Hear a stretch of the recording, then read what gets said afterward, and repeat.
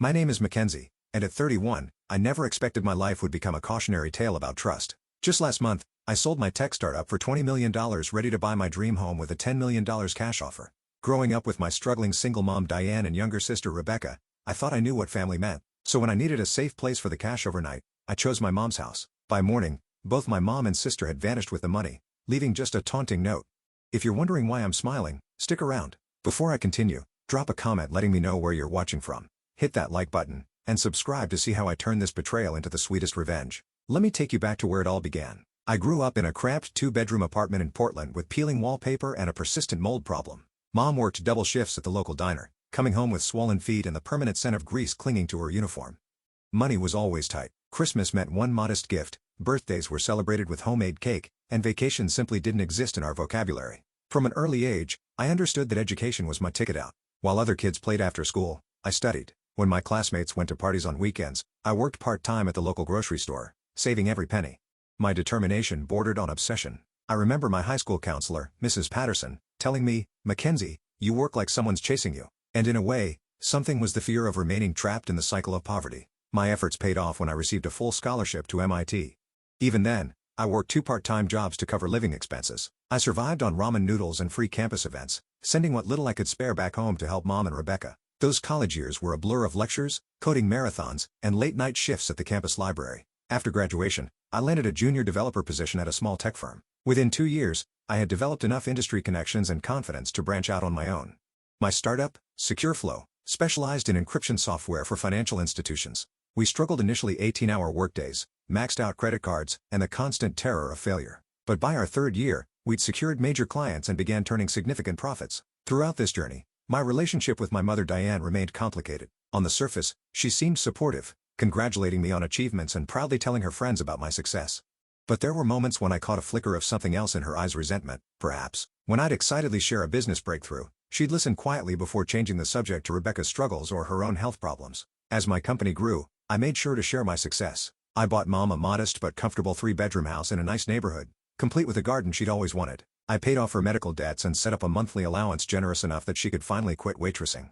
She accepted everything with a smile that never quite reached her eyes, saying things like, "Well, I guess all those years of sacrifice were worth it," or, "At least one of my girls made something of herself." Rebecca was 5 years younger than me and seemingly allergic to responsibility. While I had been driven and focused, she drifted through life, dropping out of community college after one semester, cycling through retail jobs and always having some drama with friends or boyfriends. Mom made endless excuses for her. "She's just finding herself, or not everyone can be as focused as you, Mackenzie."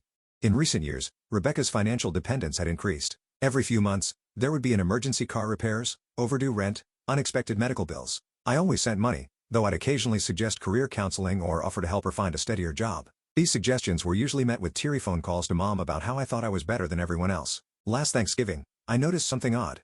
Rebecca kept stepping outside to take phone calls, speaking in hushed tones. When I asked about it, Mom jumped in to say Rebecca was finally seeing someone promising. The subject was quickly changed. Looking back now, I should have paid more attention to the secretive glances they exchanged. Despite these undercurrents, I never doubted their love. We were family, after all. When the offer came to acquire SecureFlow for $20 million, they were the first people I called. Mom cried and said she was proud. Rebecca squealed and asked if this meant I could help her start the boutique she'd been talking about. I was too caught up in my own excitement to notice how quickly their thoughts turned to what my success meant for them. The acquisition process took months of negotiations, legal reviews, and paperwork. Throughout it all, I dreamed of the house I'd spotted in the hills overlooking the city, a modern architectural marvel with walls of glass and infinity pool, and enough space to finally have a proper home office and guest rooms for family visits. At $28 million it was extravagant, but I planned to offer $10 million in cash to beat out other interested buyers. My life seemed perfect. My company's technology would reach more people under its new ownership. I had financial security beyond anything I could have imagined growing up, and I was about to purchase my dream home. I was even engaged to Jason, a kind and grounded environmental engineer who loved me for who I was, not what I had. How quickly it would all unravel, I had no idea. The day I walked into Pacific Northwest Bank to withdraw $10 million remains vivid in my memory. The private banking manager, Mr. Thompson, a balding man with round spectacles and perpetually furrowed brows, couldn't hide his concern. "Miss Walker, I strongly advise against this," he said, tapping his Mont Blanc pen nervously against his leather portfolio. "A wire transfer is standard for real estate transactions of this magnitude. Cash presents unnecessary risks." I'd anticipated resistance. "I understand your concern, Mr. Thompson, but this property has multiple interested buyers. A cash offer will give me the edge I need." The seller has specifically mentioned preferring the immediacy of cash.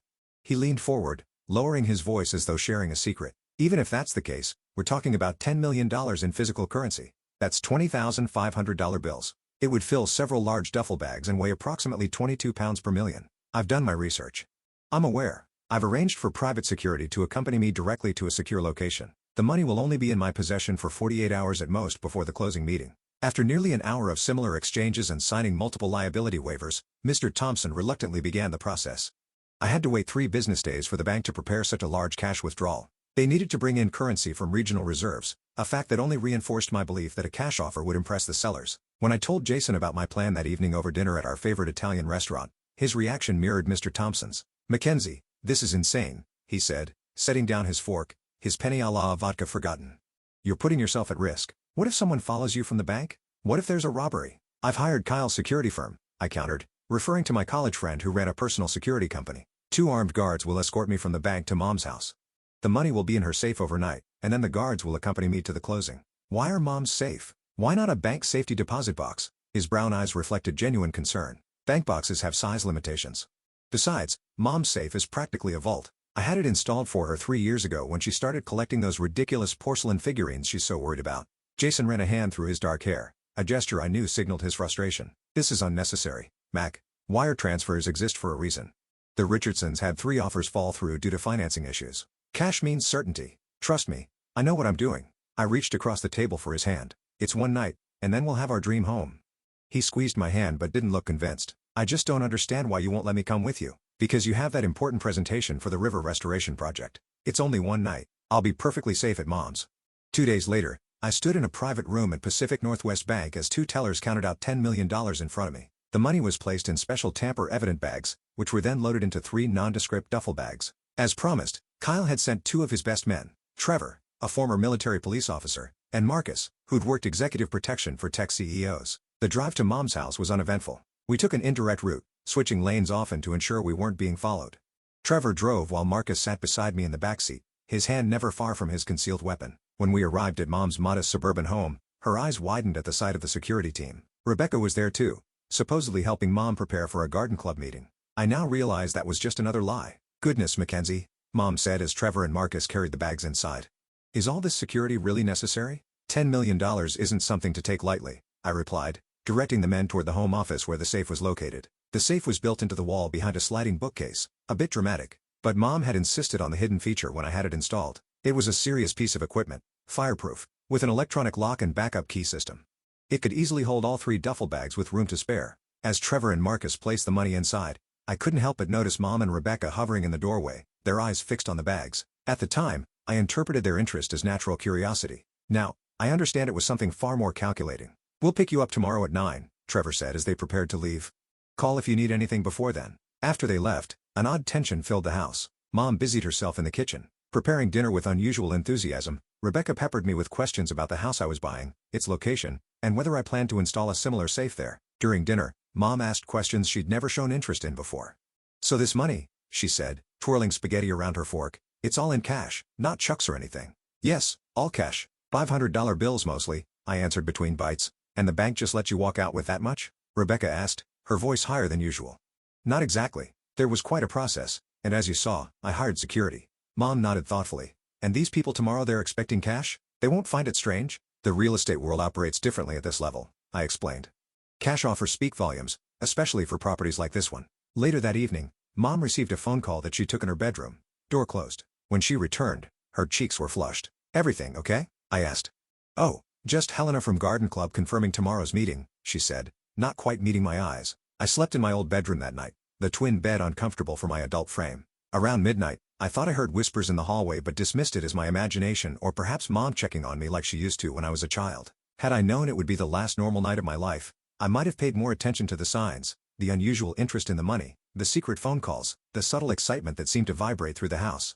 Instead, exhausted from the stress of the withdrawal and upcoming purchase, I fell into a deep sleep, completely unaware of what morning would bring. The next morning, I woke to sunlight streaming through the faded curtains of my childhood bedroom. For a moment, I felt like a teenager again, ready to tackle another day of high school. Then reality flooded back. I was 31, about to buy my dream home, and had $10 million locked in my mother's safe. The house was unusually quiet. Normally, Mom would be in the kitchen by 7, the smell of coffee and toast filling the air. I checked my phone, 7:45 a.m. Plenty of time before Trevor and Marcus would arrive at 9. "Mom?" I called out, patting down the hallway in my pajamas. No answer. I knocked on her bedroom door when there was no response. I pushed it open to find the bed made, looking as though it hadn't been slept in. Strange, but not alarming. Perhaps she'd left early for her garden club meeting. "Rebecca?" I tried, knocking on the guest room door. Again. Silence. An uneasy feeling began to creep over me as I walked to the home office. The bookcase that concealed the safe was slightly ajar. I slid it open fully, my heartbeat accelerating. The safe door stood open, its contents gone. No duffel bags. No $10 million, nothing. "No, no, no," I whispered, my voice rising with each repetition until I was screaming. "No." I tore through the house, checking every room, every closet, as if the missing money might be hiding somewhere. In the kitchen, I found a note propped against the coffee maker, written in my mother's neat handwriting. "Mackenzie, thanks for your money. Now we can live our dream life. Don't try to find us." Mom and Rebecca. My legs gave way, and I sank to the kitchen floor, the note clutched in my trembling hand. The room seemed to spin around me as the truth settled in my gut like a block of ice. My own mother and sister had stolen my money and fled. I fumbled for my phone and called Jason, barely able to form coherent sentences through my sobs. "They're gone. The money, all of it. They took everything," I managed to choke out. "Mackenzie, slow down. Who's gone? What happened?" His voice was thick with sleep. I'd woken him. "Mom and Rebecca. They stole the money. $10 million, Jason. They cleared out the safe and disappeared." 20 minutes later, Jason burst through the front door, still wearing the sweatpants and mid-shirt he slept in, his hair uncombed and eyes wild with concern. He found me sitting at the kitchen table, staring blankly at my phone. "I've called them 16 times, I said without looking up. "Mom's phone goes straight to voicemail. Rebecca's rings once, then disconnects. They've blocked me." Jason knelt beside me, taking my hands in his. "We need to call the police.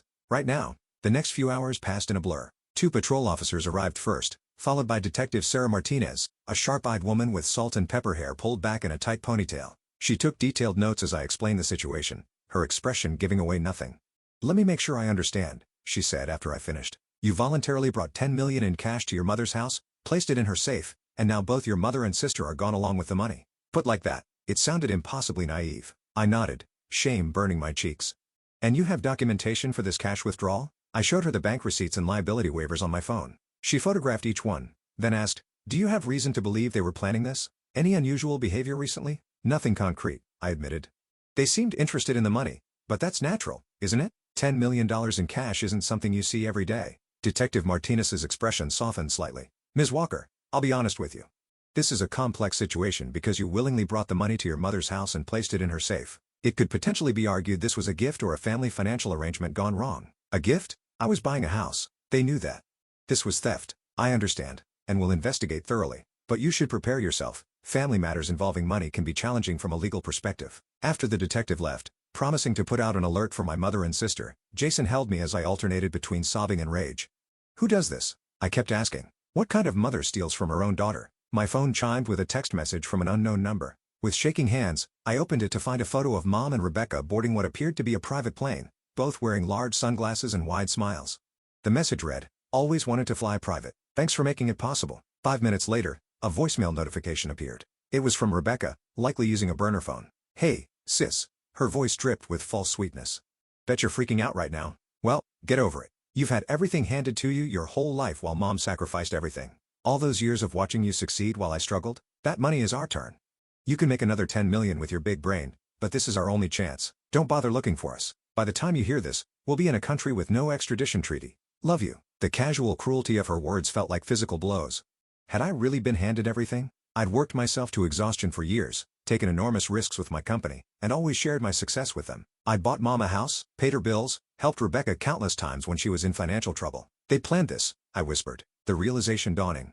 This wasn't opportunistic. They saw the news about the company acquisition months ago and started planning then. Jason paced the living room. "We should call Detective Martinez back, tell her about the text and voicemail." I nodded numbly, still trying to process the magnitude of the betrayal. My own mother and sister, the people I'd trusted most in the world, the people I thought would always have my back. They'd see my success not as something to celebrate but as something to exploit. As Jason called the detective, another terrible thought struck me. The house.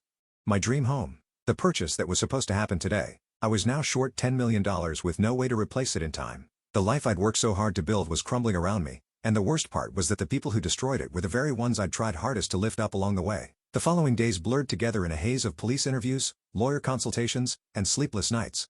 Detective Sarah Martinez became a constant presence, her compassionate professionalism offering a small anchor in the storm my life had become. "We've confirmed they left on a private charter to the Cayman Islands," she informed me 3 days after the theft, sitting across from me at my kitchen table. "From there, we believe they took another flight, but we're still tracing that movement." "How did they even arrange a private plane?" I asked, cradling a cup of coffee I couldn't taste. "Your sister contacted a charter service 2 weeks ago. They paid cash, presumably some of your money, and used fake identification. Very methodical." She hesitated before adding, "This level of planning suggests they may have had help." "What kind of help?" "We're looking into some connections your mother appears to have made recently. There's evidence she was in contact with individuals known to facilitate this type of disappearance." The implication hit me like a physical blow. "You're saying my mother was talking to criminals? Planning this?" Detective Martinez's expression remained neutral. "We found searches on her computer for countries without extradition treaties dating back 3 months. There were also encrypted email exchanges we're still working to decode. It felt like discovering a stranger had been living in my mother's skin. The woman who'd lectured me about returning extra change when a cashier made a mistake had been plotting a multi-million-dollar theft for months." "What about relatives? Could they be staying with family somewhere?" Detective Martinez asked. I shook my head. "Mom has a sister in Arizona, Aunt Pamela. But they haven't spoken in years after some falling out. Rebecca mentioned cousins in Florida once, but I've never met them." The detective made a note. "We'll look into both. Even estranged family can become attractive when there's money involved." After she left, I called Richard Bennett, the family lawyer who'd handled my company's contracts and my personal affairs for years. His response to the situation was blunt. "This is theft. Plain and simple," he stated firmly when we met in his downtown office. "The documentation from the bank clearly establishes the money was yours, withdrawn for a specific purpose. Your mother had no rightful claim to it." Detective Martinez mentioned it might be complicated because I put it in Mom's safe willingly, I said. Richard removed his glasses, pinching the bridge of his nose. "It complicates things, yes, but doesn't change the fundamental nature of the crime. However, pursuing this internationally will be challenging. We need to file emergency motions, contact authorities in likely destination countries, and freeze any accounts they might transfer the money into." "How long will all that take?" His expression told me what I didn't want to hear. "Weeks at minimum, possibly months. And even then, success isn't guaranteed, especially if they've planned as carefully as it appears." I left his office with a growing sense of dread. The legal process would be lengthy, expensive, and might ultimately prove fruitless. Meanwhile, my mother and sister were free, spending my money with abandon. The emotional toll was becoming unbearable. I started seeing Dr. Elaine Foster, a therapist specializing in trauma and betrayal, twice weekly. In her softly lit office, surrounded by potted plants and abstract art, I struggled to articulate the depth of my pain. I keep replaying every interaction, looking for signs I missed. I admitted during our 3rd session. Was Mom always this person? Did she always resent me? Was everyone "I love you" just part of a long con? Dr. Foster leaned forward slightly. "The human mind isn't designed to process betrayal of this magnitude, especially from those we've categorized as safe people. It challenges our entire understanding of reality." "I trusted them completely," I whispered. "I would have given them anything they asked for. Why steal from me?" "Some people develop distorted thinking patterns around money and fairness. They may have created a narrative where they deserve this, where taking was justified because of perceived imbalances. It doesn't make it true, and it certainly doesn't make it right." These sessions helped, but only marginally. Nightmares plagued my sleep. Dreams where I chased my mother and sister through endless airport terminals, always a few steps behind. I'd wake gasping, drenched in sweat, reaching for Jason only to find his side of the bed empty. He'd taken to sleeping in the guest room, claiming my restlessness kept him from getting the sleep he needed for work. Our relationship was another casualty of the theft. What had once been a partnership full of warmth and understanding was becoming increasingly strained. Small disagreements escalated into arguments. Silence stretched between us like physical distance. "You need to start thinking about moving forward," Jason said one evening. After I'd spent hours on the phone with Detective Martinez discussing a possible sighting of my mother in Singapore. "It's been almost 4 weeks, Mackenzie. Moving forward? They stole $10 million from me." "I know," he sighed, exhaustion evident in his voice. "But you're letting this consume you. You've barely left the apartment. You're not sleeping. You're not eating properly. You turned down that consulting offer from Next Tech because I can't focus on work right now."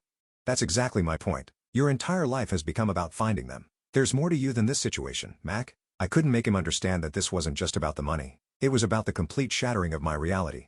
Every childhood memory was now tainted. Every sacrifice my mother had supposedly made for me called into question. Meanwhile, the investigation continued to uncover disturbing details. Mom had apparently been maintaining a secret email account for years, one I knew nothing about. In it, Detective Martinez found communications with Rebecca dating back 18 months, discussing what they called the plan. There were references to casino visits and significant gambling debts my mother had accumulated without my knowledge. Bank records showed she had taken out a second mortgage on the house I'd bought her, presumably to cover these debts. There were also records of small thefts from previous employers, nothing major enough to trigger prosecution, but establishing a pattern of dishonesty that I'd been completely blind to. Most disturbing was a folder of documents Detective Martinez found hidden in a crawlspace above Mom's closet. It contained detailed notes on my company's acquisition process, articles about my success carefully annotated in my mother's handwriting, and a list titled Mackenzie's Weaknesses. At the top of that list, trust family completely. Each discovery was another knife twisting in an already fatal wound. The mother I thought I knew, the woman who'd worked double shifts to keep a roof over our heads, who'd sat up with me when I had nightmares, who'd beamed with pride at my college graduation, was a carefully constructed fiction. Or perhaps worse, she had once been that person. But somewhere along the way, resentment and greed had corroded whatever love she'd felt for me, leaving behind only calculation and opportunity. As the investigation stretched into its 6th week, the practical ramifications of the theft became increasingly difficult to ignore. The sellers of my dream home had accepted another offer. The financial advisors I'd arranged to help manage my newfound wealth were asking uncomfortable questions about the missing funds. Rumors were circulating in the tech community about my judgment and stability. My life was unraveling thread by thread, and I couldn't see how to stop it. 6 weeks after the theft, I sat in Detective Martinez's office, the now familiar space doing nothing to soften the blow of her latest update. The Singaporean authorities found the hotel where they stayed. But they checked out 3 days ago, she explained, sliding photos across her desk. They've changed their appearances. I stared at the surveillance images. My mother's previously shoulder-length gray hair was now short and dyed a rich auburn. Rebecca had gone blonde and was wearing colored contacts that changed her brown eyes to blue. Both had lost weight and were dressed in expensive designer clothes I didn't recognize. They don't even look like themselves, I murmured, tracing my finger over my mother's face. The woman in the photo was a stranger with my mother's bone structure. They're using the names Catherine and Emily Bradford. We believe they purchased these identities on the dark web. They're elaborate forgeries with digital fingerprints going back several years. How is that even possible? Detective Martinez leaned back in her chair. With enough money, unfortunately, almost anything is possible. The network they're working with specializes in this type of identity transformation. They create paper trails, digital footprints, even social media histories. So you're saying they could be anyone, anywhere, and we'd have no way of knowing? Not exactly. These identities were discovered because we knew to look for them. But, yes, they're making tracking them significantly more difficult. I left the police station feeling hollowed out. The investigation was ongoing, but every lead seemed to dissolve into nothing. My mother and sister were professional ghosts now, slipping through international jurisdictions with their new identities and seemingly limitless funds. When I returned to my apartment, I found 3 voice messages waiting. The first was from Richard Bennett, my lawyer, with an update on the international legal filings. The second was from the real estate agent who'd been helping me find a new dream home, checking if I wanted to view a property that had just come on the market. The third was from Marcus Wilson, a potential business partner I'd been in talks with before the theft. His message was polite but clear. Given the recent complications in your personal situation, I think it's best if we put our discussions on hold for now. Call me when things settle down. It wasn't the first professional opportunity that had evaporated since news of the theft broke. A profile in Tech Innovators Monthly had been quietly canceled. Speaking engagements were being rescheduled. Former colleagues who'd been eager to discuss potential collaboration suddenly had full calendars. The tech world, for all its talk of disruption and risk-taking, was deeply conservative when it came to personal instability. No one wanted to align themselves with someone whose judgment was so publicly called into question. After all, if I couldn't protect my own assets from my family, how could I be trusted with investors' money or sensitive industry partnerships? The breaking point came that evening when Jason returned from work, his expression carefully neutral as he set his laptop bag on the counter. I got a call from Detective Martinez today, he said. She wanted to know if I'd heard anything from your mother or sister. And had you? The question came out sharper than I intended. His face hardened. Of course not. But the fact that you'd even asked that says everything about where we are right now. Where we are? Yes, Mackenzie. Where we are. He gestured between us. You don't sleep. You barely eat. You spend every waking moment either talking to the detective or that lawyer or scrolling through international banking regulations. When was the last time we had a conversation that wasn't about the theft? I tried to remember but couldn't. The theft had become my whole world. The pursuit of justice my only purpose. They stole $10 million, Jason. What am I supposed to do? Just let it go. No, but you need to find a way to live while you're dealing with this. It's been 6 weeks, and you're still in exactly the same place as you were the day it happened. That's not fair. What's not fair is watching the woman I love disappear into this black hole of obsession and being completely powerless to help her. His voice cracked slightly. I've tried to be patient. I've tried to be supportive. But, you're not letting me in, Mac. You're shutting down every attempt I make to connect with you. I felt defensive anger rising. So, this is my fault? I'm the victim here. Yes, you are. But you're using that as an excuse to push away everyone who cares about you. Your friends have stopped calling because you never return their messages. You've turned down every invitation to get out of this apartment. And when I try to talk about anything other than the theft, you shut down or find a way to circle back to it.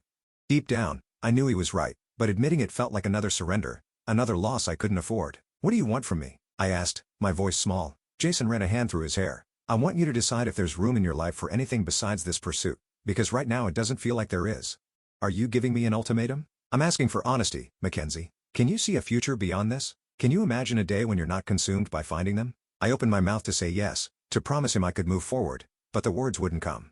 The truth was, I couldn't imagine it. The betrayal had become my identity. The pursuit had become my purpose. I think I need some space, Jason finally said into the silence. I'm going to stay with Greg for a while. When you're ready to have a life again, a real life, not this holding pattern of call me. He packed a bag while I sat motionless on the couch, unable to find the words to make him stay, unsure if I even wanted to. When the door closed behind him, the apartment felt impossibly empty. I spent that night alone, staring at the ceiling, replaying every moment of the past 6 weeks, then expanding backward, examining my entire relationship with my mother and sister through this new, tainted lens. Had there been signs all along? Had I been willfully blind because acknowledging the truth was too painful? Or had they genuinely changed, corrupted by the prospect of wealth beyond their imagining? By morning, I'd reached rock bottom. I hadn't slept. I hadn't eaten. Jason was gone. My professional reputation was in tatters. The money was still missing. And despite weeks of international investigation, my mother and sister remained free, enjoying the fruits of their betrayal. I stood in my kitchen, staring at my reflection in the darkened window. The woman looking back at me was a stranger, hollow-eyed, gaunt, defeated. This wasn't who I was. This wasn't who I wanted to be. Something had to change. I just didn't know what or how. The call that changed everything came at 2:17 a.m., jolting me from a restless sleep. I fumbled for my phone, squinting at the screen. Trevor Sullivan, one of the security guards who'd escorted me to my mother's house that fateful day. Trevor? What's wrong? My voice was thick with sleep. Miss Walker, I apologize for calling so late, but I need to speak with you immediately in person. It's about your situation. Fully awake now, I sat up. It's the middle of the night. Can this wait until morning? No, ma'am. It can't. What I need to tell you shouldn't be discussed over the phone. I can be at your apartment in 20 minutes. His tone left no room for argument. All right, I'll be here. Exactly 19 minutes later, my doorbell rang. Trevor stood in the hallway, still wearing his security company polo shirt, his expression grave. Thank you for seeing me, he said as I let him in. Is the apartment secure? No cleaning service or maintenance staff been here recently? No, just me. What's this about, Trevor? He scanned the living room before speaking. The money your mother and sister took? It wasn't real. The world seemed to tilt on its axis. What? The cash in those bags was counterfeit. Sophisticated fakes, but fake nonetheless. I sank onto the couch, struggling to process his words. That's impossible. I withdrew it from Pacific Northwest Bank myself. You were there. Trevor nodded. Yes, but what you don't know is that Kyle, my boss, has a standard protocol for high-value transports. All cash bundles are tagged with tracking devices and security strips. When we placed the bags in your mother's safe, I activated those systems, and the trackers showed the bags leaving your mother's house at 4:12 a.m. and traveling to a private airfield. But here's the thing. The security strips detect the chemical composition of real currency. 2 hours after the bags left your mother's house, the strips registered a complete change in composition. The real money had been swapped out. My mind raced, trying to make sense of this revelation. So someone stole the real money before my mother took the bags? A double theft? Trevor shifted uncomfortably. Not exactly. The swap happened at Kyle's secure facility the night before we delivered it to your mother's house. The money was replaced with high-quality counterfeits, visually indistinguishable from real currency. Are you saying Kyle stole my money? Anger began to replace confusion. No, Ms. Walker. Trevor took a deep breath. I'm saying you arranged the switch yourself. For a moment, I thought I'd misheard him. What? 3 days before the withdrawal, you contacted Kyle privately. You said you had concerns about your mother's intentions and wanted to set up a contingency plan. You had to swap the real cash for counterfeits and secure the authentic currency in our most protected vault. My head spun. Trevor, I never did that. I would remember something like that. He reached into his pocket and withdrew a folded document. This is the special instruction form you signed. That's your signature, isn't it? I stared at the paper, at my unmistakable signature authorizing exactly what Trevor had described. A memory flickered. Call pulling me aside at the bank. A brief conversation I dismissed as standard security protocol, signing something without fully reading it amid the stress of the massive withdrawal. I don't remember this specifically, I admitted, but everything was so chaotic that day. Kyle wanted to contact you immediately after your mother took the bags, but our monitoring system malfunctioned. We only confirmed the switch happened yesterday when we did a full system diagnostic. He sent me to tell you in person because of the sensitive nature of the situation. So my mother and sister have bags full of extremely convincing but ultimately worthless paper. The real $10 million is in our secure facility, waiting for your instructions. Laughter bubbled up from somewhere deep inside me, a strange, almost hysterical sound that I couldn't control. All this time, all this anguish, and my mother and sister had stolen worthless counterfeits. The cosmic justice of it was almost too perfect to believe. I need to see it, I said when I could finally speak normally again. The real money. I need to see it with my own eyes. Of course, I can take you there now. 2 hours later, I stood in a climate-controlled vault beneath Kyle's security company headquarters, staring at 3 familiar duffel bags. With trembling hands, I unzipped one, revealing stacks of genuine $500 bills, exactly as I remembered from the bank. "It's all here," Kyle confirmed, standing beside me. $10 million untouched. "And the tracking devices and the fake money?" I asked, a plan already forming in my mind. "Still active. We can monitor their location in real time." He showed me a tablet displaying a blinking D on a map, currently showing movement in Monaco. I straightened my shoulders, feeling truly awake for the first time in weeks. "I want everything you have on their movements. Every location, every stop, every transaction you can trace." "Ms. Walker, if I may ask, what are you planning to do?" A smile spread across my face, not the broken, hollow expression I'd worn for weeks, but something sharper, more determined. Something I should have done from the beginning. "I'm going to take control of the situation." Over the next 72 hours, I transformed from victim to strategist. I assembled a small, trusted team: Kyle for security expertise, Detective Martinez, who was initially skeptical but quickly convinced by the evidence, Haley Winters, my former chief operations officer and closest friend, and Richard Bennett, my lawyer who helped navigate the international legal complexities. We gathered in a conference room at Kyle's facility, surrounded by maps, financial records, and surveillance photos. The tracking data from the counterfeit money had given us a detailed picture of my mother and sister's movements across Europe and Asia. "They've established a pattern," I explained, pointing to the map. "After Singapore, they went to Dubai, then Monaco, now they're in Nice. They're staying at 5-star resorts, shopping at luxury boutiques, dining at Michelin-starred restaurants. They're spending what they think is my money as quickly as possible. Based on their current rate of expenditure, they'd run through all 10 million within 18 months, Haley noted, analyzing the financial data we'd compiled. "They're not just spending," Detective Martinez added. "They're flaunting. Look at these social media accounts we've identified." She displayed several Instagram profiles showing carefully cropped photos of luxury goods, exotic locations, and champagne toasts. Though the faces were never clearly visible, I recognized my mother's hands, my sister's distinctive posture. "They want me to see it," I realized. "They think I'm tracking these accounts, watching them enjoy what they stole from me." "Which gives us an advantage," Kyle said. "They're predictable. Based on their social media posts and spending patterns, we believe they're headed to Milan next, likely arriving within 3 days. Then that's where we'll be waiting," I decided. "I want to see their faces when they realize what they actually took." The plan came together with military precision. Private investigators in France confirmed my mother and sister had booked flights to Milan. Hotel reservations were discovered under their false identities at the exclusive Palazzo Parigi. Richard arranged for cooperation from Italian financial authorities, interested in the movement of counterfeit currency. 5 days later, I sat in a first-class seat bound for Milan, Haley beside me reviewing our strategy one final time. For the first time since the theft, I felt something like peace. Not because I was about to confront the people who had betrayed me, but because I had reclaimed my agency, my power. "Are you nervous?" Haley asked as our plane began its descent. I considered the question carefully. "No," I replied, surprising myself with the truth of it. "I'm ready."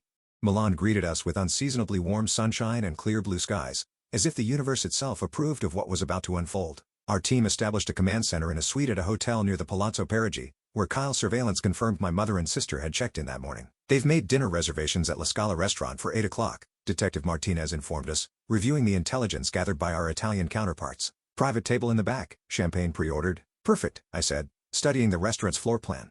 "We'll confront them there, public enough that they can't make a scene, private enough for what needs to be said." Richard Bennett adjusted his tie nervously. "Remember, we have Italian financial authorities standing by. Once we confirm the counterfeit bills are in their possession, they'll move in." I nodded, but a strange calm had settled over me. The fury that had driven me for weeks had transformed into something colder, more focused. This wasn't about revenge anymore. It was about closure, about reclaiming my narrative. At precisely 8:15 p.m., I walked into La Scala wearing a simple black dress, hair pulled back in a sleek ponytail. Haley and Kyle positioned themselves at the bar. Detective Martinez waited outside with the Italian authorities, and Richard remained at the command center, coordinating our legal response. I spotted them immediately. My mother wore an emerald green designer gown I'd never seen before, her newly auburn hair elegantly styled. Rebecca was draped in what appeared to be Chanel diamond earrings, catching the light as she laughed at something on her phone. On the table between them sat an open bottle of Dom Perignon and a black Hermes handbag that likely contained some of the counterfeit cash. They didn't notice me until I was standing directly beside their table. "Room for one more?" I asked quietly. The transformation in their expressions would have been comical under different circumstances. Shock, fear, and confusion chased each other across their faces as they registered my presence. "Mackenzie?" My mother's voice was barely a whisper. "How did you find you?" "It wasn't difficult. You haven't exactly been subtle." I pulled out a chair and sat down, signaling to the hovering waiter that everything was fine. "Nice dress, by the way, Valentino." Rebecca recovered first, her expression hardening.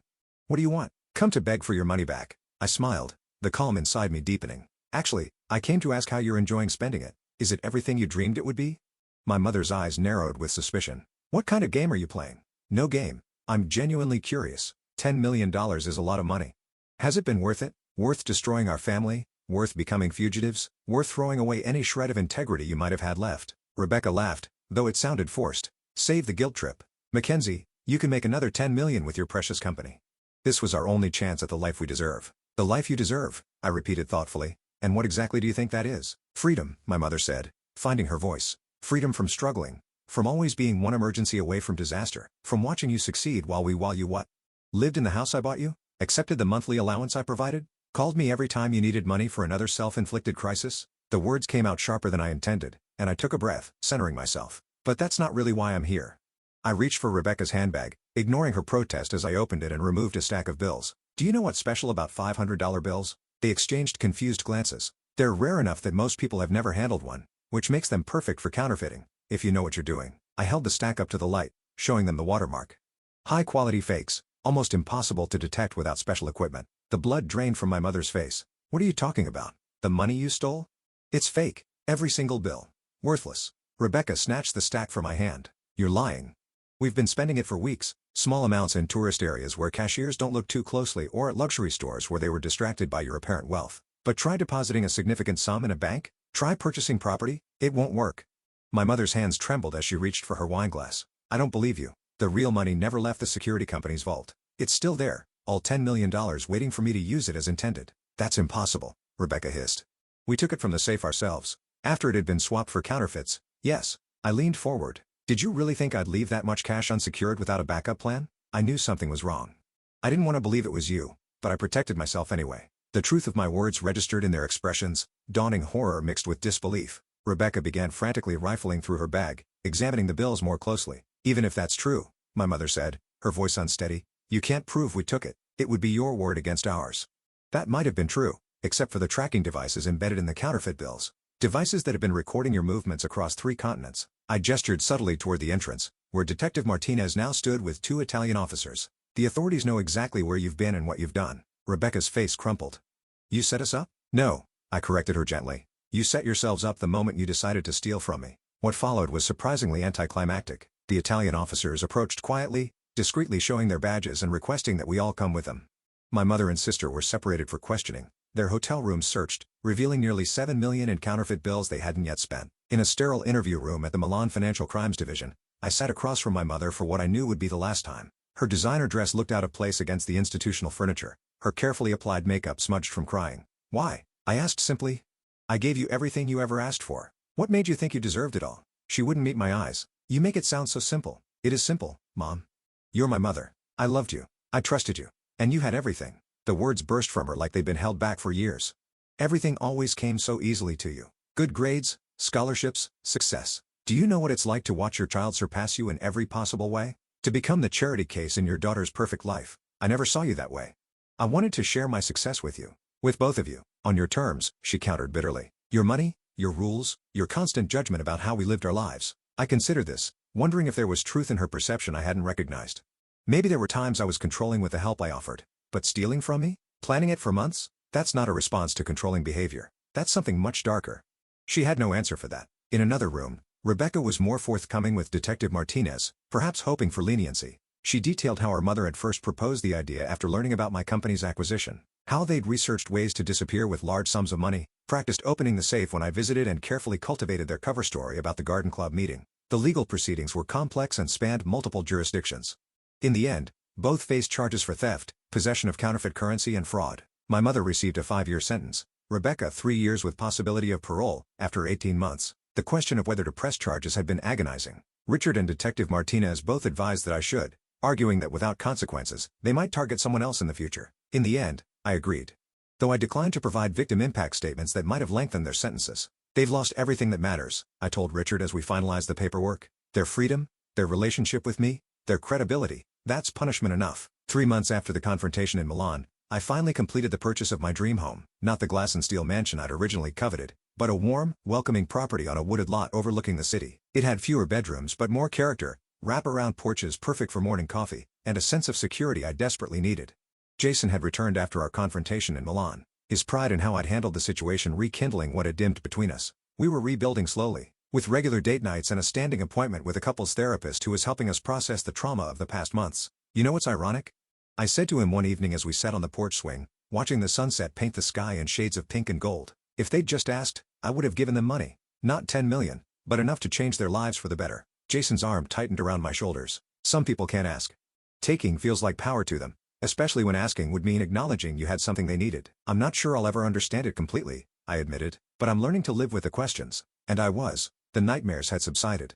I'd returned to work, launching a consulting firm that allowed me to leverage my technical expertise without the all-consuming pressure of running a startup. I'd reconnected with friends neglected during my obsessive pursuit and found unexpected strength and vulnerability as I shared my story. Perhaps most importantly, I'd learned to trust again. Cautiously, wisely, but genuinely. The betrayal had not defined me, merely informed who I would become next. You know, Jason said, breaking the comfortable silence between us, most people would have been destroyed by what happened to you. But you turned it around. You're stronger now than you were before. I considered this, watching the last rays of sunlight disappear beyond the horizon. Not stronger, I corrected gently, just more myself, more certain of what matters. What mattered, I'd discovered, wasn't the money or even the justice I'd obtained.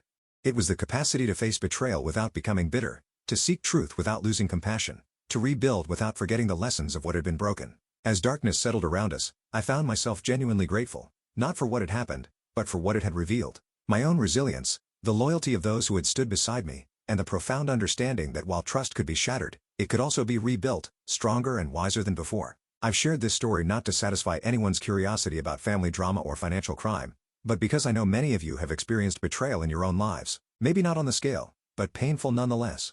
If my experience offers any comfort or wisdom, it's this. Betrayal tells you everything about the betrayer and nothing about your worth. Have you ever experienced a betrayal that ultimately made you stronger? Share your story in the comments below. And, if this resonated with you, please like and subscribe to join our community of resilient survivors. Remember, sometimes the greatest plot twists in our lives lead to the most beautiful rewritings of our stories.